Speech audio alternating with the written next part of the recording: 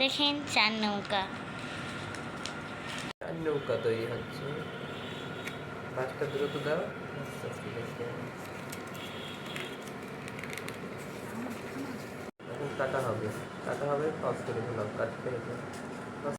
এরপরে হলো আপনারা এরকম করে একটা হ্যাঁ, থাম থাম।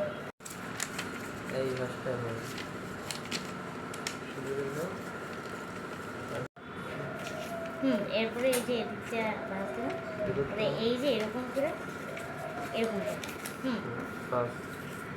পরে হলো এই যে এইখান থেকে এইখান দুই পাশ করবেন। থামা।